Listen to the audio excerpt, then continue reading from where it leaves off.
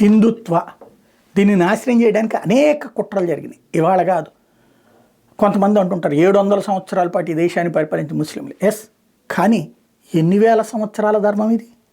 ఎన్నిసార్లు దీని అంతానికి ప్రయత్నాలు జరిగినాయి? ఎన్నిసార్లు దీని మీద కుట్రలు జరిగినాయి?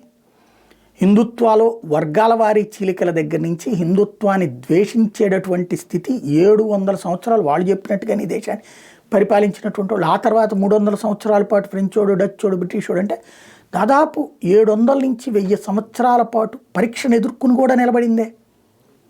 ఎస్, ఆఫ్ఘనిస్తాన్ మారిపోయింది, పాకిస్తాన్ మారిపోయింది, ఇప్పుడు అలాగే మలేషియా దగ్గర నుంచి అలాంటి దేశాలన్నింటిలో కూడా మార్పులు వచ్చినాయి.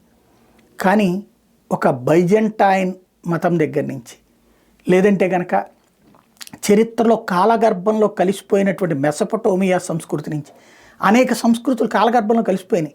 పర సంస్కృతి దాడి చేసినప్పుడు ఆ సంస్కృతులు కనుమరుగైపోయినాయి. కానీ హిందూ సంస్కృతిని కనుమరుగు చేయడం సాధ్యం కాలేదు.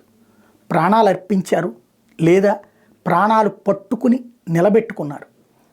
ఈ సమాజం ప్రపంచంలో విస్తృతంగా వ్యాపించగలిగింది. ఎక్కడికి పోయినా గౌరవం పొందగలిగింది. బాధ్యతగా ఉండేటటువంటి వర్గం అని చెప్పి గుర్తింపు పొందగలిగింది. కష్టపడే తత్వం అన్నటువంటి ప్రజల యొక్క మన్ననలు పొందగలిగింది. అందుకే ప్రపంచంలో ఏ దేశానికి పోయినా హిందువుని ఎవరు ద్వేషించట్లేదు, దూషించట్లేదు. క్రైస్తవ దేశాల్లో ఉద్యోగాలు చేస్తున్నారు, ముస్లిం దేశాల్లో ఉద్యోగాలు చేస్తున్నారు, వాళ్ళని అక్కడ ద్వేషించట్లేదే. లేదా వీళ్ళెళ్ళి అక్కడోళ్ళని మతం మారమని చెప్పి వాళ్ళ మీద ఒత్తిడి చేయట్లేదే. అలాంటి హిందూ ధర్మ రక్షణ అంటే ఏంటి?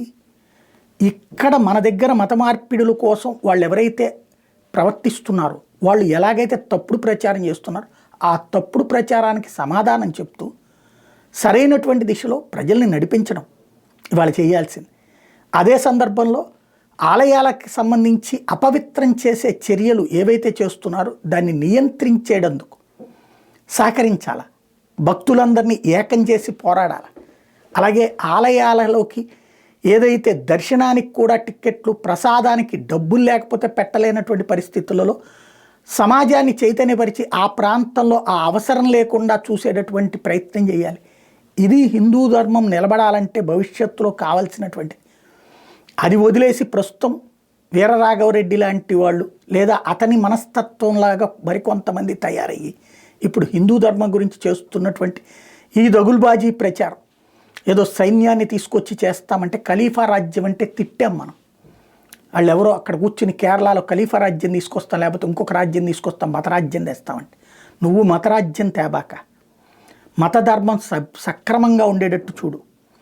ఇది హిందూ రాజ్యమే, అవునన్నా కాదన్నా. రాజ్యాంగంలో మార్పు అంటావా? చట్టబద్ధంగా, రాజ్యాంగబద్ధంగా, లేదా పౌరుల యొక్క ఆలోచన పరంగా ఉంటుంది. కొట్టి తిడితే పౌరుడు ఎప్పుడూ మారడు.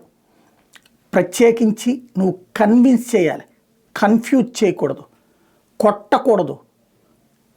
వాళ్ళకి కావాల్సింది వివరంగా చెప్పాల, అర్థమయ్యేలా చెప్పాలి. హైందవ శంకారావం లాంటిది అర్థమయ్యేలా చెప్పింది. వేదిక మీదన వందలాది మంది కూర్చున్నారు, మాట్లాడింది అతి స్వల్పమైనటువంటి సంఖ్య. వాళ్ళు ఏ ఒక్కళ్ళు కూడా రెచ్చగొట్టలేదు, బాధ్యతాయుతంగా అర్థమయ్యేలా చెప్పారు. అది కావాల్సింది. వాళ్ళని చూసి నేర్చుకోవాలి.